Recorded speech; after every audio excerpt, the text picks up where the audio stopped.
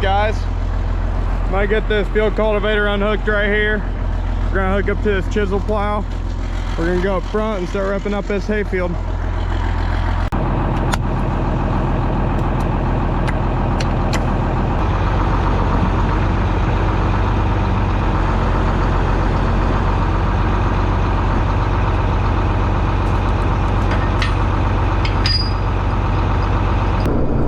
So I'm in the 4640 today. First thing we're gonna do is rip this field up. And then the second thing we'll do is probably disc it, and then we'll probably field cultivate it in that order. That way the disc kind of breaks up the clumps that this thing's leaving. And then the cultivator will just kind of give it a nice smooth surface. Unless I should leave some bumps in it for Nick. That way he can, whenever he's mowing it next year, he'll enjoy it. No, I'm just kidding. We won't do that to him, but anyway, let's get out in the field.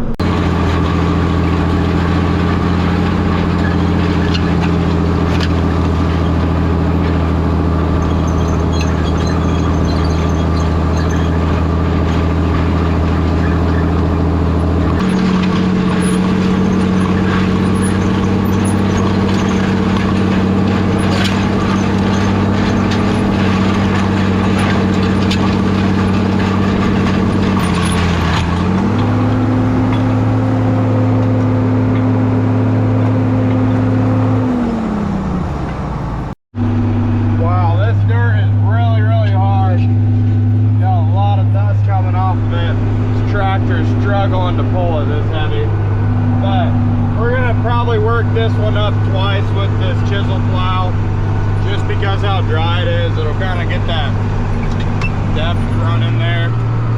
But I mean, you can hear how much the tractor idled up just pulling that thing up out of the ground. But anyway, we'll see what happens. Okay, so got this stuff pretty much ripped up.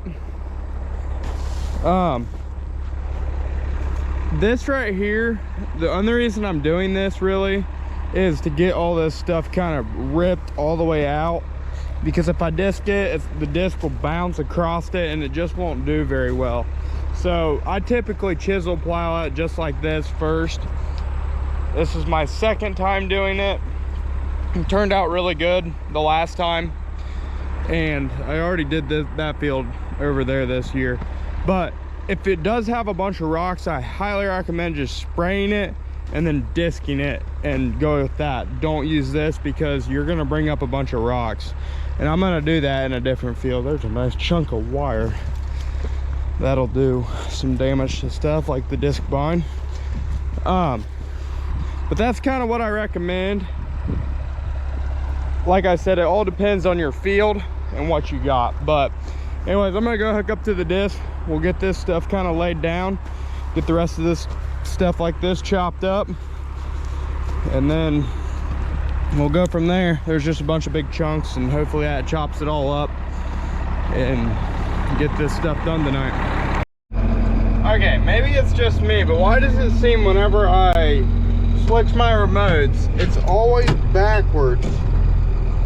Like, it seems like you would have a 50-50 chance because there's two hoses, but no, there's not. And yeah, I know, I probably should mark them, but I just always forget about it, and then 3 or 4 years later, you're still thinking about it, wishing you would mark them sometime. Anyway, I got this disc hooked up. We're gonna disc this whole field out here, see what it looks like, and I'll show you what I got, or I'll show you what it looks like whenever I get this done. Sorry. So I decided to make this drag real quick to try to smooth this out. I'm not going to cultivate this one. I just want to see what it does this spring. If it doesn't work, come back and rip it out. It's not that much, but got these long nails that went through this telephone pole. This one's already coming out, but I think it'll last for a little bit longer. Anyway, got my chain twisted. I used two. Just put a chain between them. It's kind of bouncing a little bit, but we'll just see what happens. Yeah, I don't know. It's smoothing out pretty good, and it may be good right now. Most of our tractors have front wheel assist, so the bouncing doesn't quite affect us as much. Anyway, we'll get this thing going and see what happens. So right now I'm kind of trying to blend that yard back in. It's kind of working, but some of the clumps are getting stuck and pulling it all. Yeah, it's kind of hard to hold that window up. The latches broke off of it. As you can see, you can kind of see where that drag went. You can't go too fast or else it starts bouncing really bad and making bumps in it. So I'm just taking it nice and slow. We'll run over it a couple times and we'll probably call it good. Well, our dog really wants to bite that tire. He's chasing it pretty good. But I've got this field actually really leveled up. I've never done it this way. I've seen people do it this way. I think it turned out pretty good. I may kind of just go around the edges and then go from there, but I may even do that field over there. I didn't do it like this, but I'm running about 3 miles an hour. Go much faster than that, it starts bouncing really bad, which it may not as much if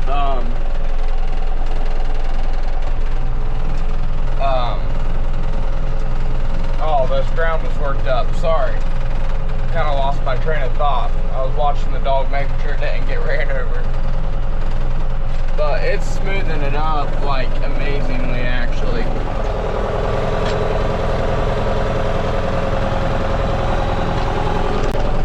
Anyway,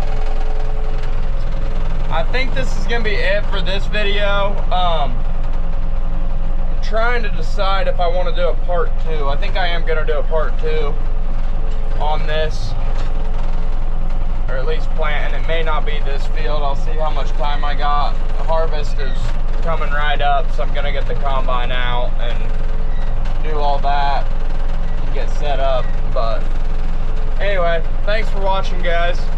Please like and subscribe, and we'll see you on the next one. Thank you.